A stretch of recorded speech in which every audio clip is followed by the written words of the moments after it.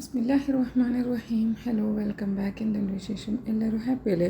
അപ്പോൾ ഇന്ന് ഞാനില്ലേ ലീവ്സ് കൊണ്ട് ഒരു ചപ്പാത്തി ഉണ്ടാക്കിയിട്ട് അതിന് ഞാൻ നമ്മുടെ ബീഫ് ഫില്ലിങ്ങിലായിട്ടോ ഉണ്ടാക്കിയിട്ട് കൊടുക്കുന്നത്. ബീഫ് ഇടിച്ചതിൻ്റെ ഫില്ലിങ്ങാണ് ഞാൻ റെഡിയാക്കിയിട്ടുള്ളത്. എന്തായാലും എല്ലാവരും ഈ റെസിപ്പീസൊക്കെ കണ്ടു നോക്കാൻ നിങ്ങൾക്ക് തീർച്ചയായിട്ടും ഇഷ്ടപ്പെടുവാണെങ്കിൽ ലൈക്ക് ആക്കുക, സബ്സ്ക്രൈബ് ആക്കുക. പിന്നെ എൻ്റെ ചാനൽ ഇഷ്ടമാവുകയാണെന്നുണ്ടെങ്കിൽ ഷെയർ ആക്കി കൊടുക്കാനും മറക്കല്ലേ. അപ്പോൾ ഇത് ഞാൻ നേരെ എൻ്റെ റെസിപ്പിയിലോട്ട് പോവാം. അപ്പോൾ ഇത് തലേ ദിവസത്തെ എന്ന് വെച്ചാൽ ഇത് പെരുന്നാളിന് പിറ്റേ ദിവസമാണ് ഉണ്ടാക്കിയിട്ടുള്ളത്. അപ്പോൾ അന്ന് ഉണ്ടാക്കിയിട്ടുള്ള കുറച്ച് ചോറും അപ്പവും ഒക്കെ ബാക്കിയുണ്ടല്ലോ. അപ്പോൾ അതിനൊക്കെ ഞാൻ ഫ്രിഡ്ജിൽ വെച്ചിട്ടുണ്ടായിരുന്നു. അതൊക്കെ ചൂടാക്കി റെഡിയാക്കി വെച്ചിട്ടുണ്ടായിരുന്നു. അതൊക്കെ ഞാൻ ഇപ്പോൾ ടിഫിനിലേക്ക് കൊടുക്കാൻ വേണ്ടിയിട്ടാണ് റെഡിയാക്കിയത്. പിന്നെ ഇത് ബീഫ് ഫ്രൈ ആട്ടോ ഉണ്ടാക്കിയിട്ടുള്ളത്. അപ്പോൾ അതിനെ ഞാനൊന്ന് ഇടിച്ചെടുത്ത് പറഞ്ഞ് നമ്മുടെ മിക്സിയിൽ ചെറിയ ജാറിലൊന്ന് കറക്കിയെടുത്തു. ജസ്റ്റ് ഒന്ന് ക്രഷ് ആക്കിയിട്ട് ഒന്ന് പൊടിച്ചെടുത്തതേ ഉള്ളൂ. അധികം അങ്ങോട്ട് അരച്ചെടുത്തിട്ടില്ല. ആ ഇടിച്ചെന്ന് പറയുന്ന ആ ഒരു ടെക്സ്ചറിൽ ആക്കിയിട്ട് എടുത്തുന്നേ ഉള്ളൂ. പിന്നെ ഇത് പാലാണ്. ഇത് ഞാൻ തിളപ്പിച്ചിട്ട് വെച്ചതാണ്. ഇനിയിപ്പോൾ കുട്ടികൾക്ക് കോഫി വേണമെങ്കിൽ കോഫി കൊടുക്കാം, അല്ലാന്നുണ്ടെങ്കിൽ പാൽ കൊടുക്കാം. അപ്പോൾ പിന്നെ ഞാൻ പറഞ്ഞല്ലോ, ഇപ്പോൾ ഞാൻ ചപ്പാത്തി ലീവ്സ് കൊണ്ട് ഉണ്ടാക്കുന്നത്. ഇത് ഞങ്ങൾ ഈ ഭാഗത്തൊക്കെ തിമറ എന്നാണ് ഇതിന് പറയുന്നത്. ഭയങ്കര ഹെൽത്തി ആയിട്ടുള്ള കുട്ടികൾക്കൊക്കെ പഠിപ്പൊക്കെ തലയിൽ ഇങ്ങനെ നല്ല എന്താ പറയുക, നമ്മുടെ ബ്രെയിനൊക്കെ നല്ല ഹെൽപ്ഫുള്ളായിട്ടുള്ള ഒരു ലീവ്സാണിത്. അപ്പോൾ ഇതിൻ്റെ ചമ്മന്തിയാണ് അധികം ഉണ്ടാക്കി കൊടുക്കുക. പക്ഷേ ഈ ചമ്മന്തിക്കില്ല ഒരു മണമൊക്കെ ഉണ്ടാകും. അപ്പോൾ അത് കഴിക്കാൻ കുട്ടികൾക്ക് ഭയങ്കര ബുദ്ധിമുട്ടാണ്. അപ്പോൾ ഇത് ഞാനിങ്ങനെ ചപ്പാത്തിയിൽ ഇങ്ങനെ നല്ല പൊടിഞ്ഞരിഞ്ഞിട്ട് മിക്സാക്കിയിട്ട് ചപ്പാത്തി ചുട്ട് കൊടുത്ത് അവർ നല്ലതുപോലെ ഇഷ്ടത്തിൽ കഴിക്കും അങ്ങോട്ടും. അപ്പോൾ അതൊക്കെ ഞാൻ നീറ്റാക്കി വെച്ചിട്ടുണ്ടായിരുന്നു. എന്നിട്ടത് ചെറുതായിട്ടൊന്ന് മുറിച്ചെടുത്തിട്ട് ഞാനിപ്പോൾ നമ്മുടെ ഗോതമ്പ് പൊടിയിൽ മിക്സാക്കാൻ പോകും. അപ്പോൾ ഞാൻ 3 കപ്പ് ഗോതമ്പ് എടുത്തിട്ടുണ്ട്. അതിലേക്കൊരു കുറച്ചൊരു 1/2 ടീസ്പൂണോളം അജ്വൈനും കൂടി എടുക്കുന്നുണ്ട്. അതൊന്ന് ഫ്രഷ് ആക്കി ഇട്ട് കൊടുക്കുന്നുണ്ട്. പിന്നെ ഇതിലേക്ക് ഞാൻ 2 ടേബിൾ സ്പൂണോളം വെളുത്തുള്ളി ഞാൻ ഈ ആട്ടപ്പൊടിയിൽ ഉണ്ടാക്കുന്ന ഏത് ഒരു ഫുഡാണെങ്കിലും അതിലേക്ക് ഇട്ട് കൊടുക്കുന്നുണ്ട്. പിന്നെ ഇത് കുറച്ചൊരു നുള്ളും ഞാൻ ഇതിലേക്ക് കറുത്ത എള്ളും കൂടി ഇട്ട് കൊടുക്കുന്നുണ്ട്. അതും കൂടി ഹെൽത്തിയാണ്, അതുകൊണ്ട് ഇട്ട് കൊടുക്കുന്നുണ്ട്. പിന്നെ ഇതിലേക്ക് ഞാൻ മുറിച്ച് വെച്ചിട്ടുള്ള നമ്മുടെ തിമറ ലീവ്സിൽ അതും കൂടി ആഡ് ആക്കുന്നുണ്ട്.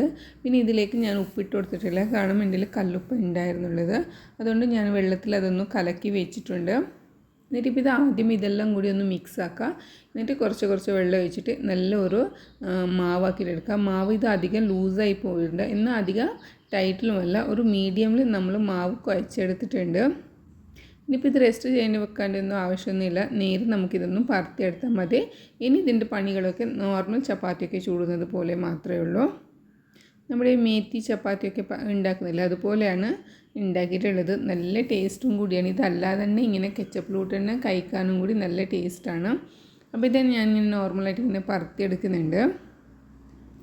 എന്നിട്ട് തവയിൽ തിരിച്ചു മറിച്ചിട്ട് നോർമൽ ചപ്പാത്തി ചുടും പോലെയാണ് ചുട്ടെടുക്കുന്നത്.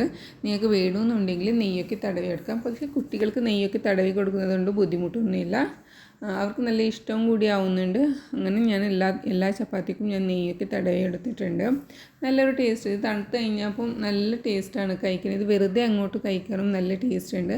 നിങ്ങൾ ഇതുപോലെ ലീവ്സൊക്കെ ഇട്ടിട്ട് നിങ്ങൾ ചപ്പാത്തി ഉണ്ടാക്കി നോക്കുക. നിങ്ങൾക്ക് നോർമൽ ചപ്പാത്തിനേക്കാളും ഭയങ്കര ഒരു ഡിഫറെൻറ്റ് ടേസ്റ്റിലാണ് ആ ചപ്പാത്തിയൊക്കെ കിട്ടാൻ പോകുന്നത്. അങ്ങനത്തെ ഞാൻ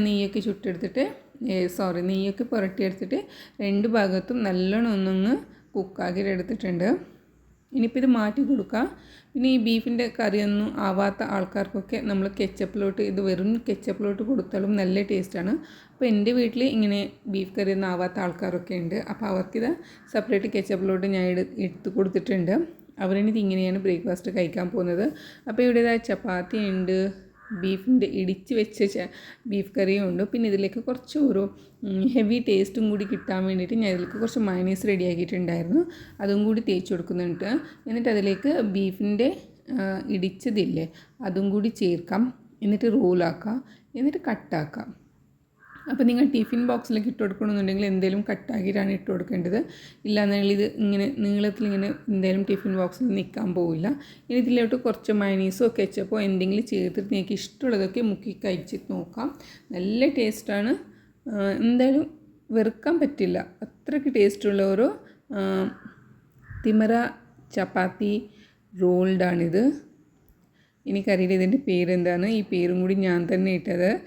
അങ്ങനെ ഇതാ എൻ്റെ ചാനൽ ഇവിടെ ഞാൻ വൈൻഡപ്പ് ആക്കാം. എനിക്ക് നല്ല ഇഷ്ടപ്പെട്ടിട്ടുണ്ട്. എൻ്റെ കുട്ടികളൊക്കെ സ്കൂളിലേക്ക് പോയിട്ടുണ്ട്. ഇനി എന്തായാലും ഞാൻ ബ്രേക്ക്ഫാസ്റ്റ് കഴിക്കുക. ആ സമയത്ത് എടുത്തിട്ടുള്ള ചെറിയൊരു ക്ലിപ്പും കൂടിയാണ്. അപ്പോൾ എന്തായാലും നെക്സ്റ്റ് വീഡിയോയിൽ കാണാം. താങ്ക്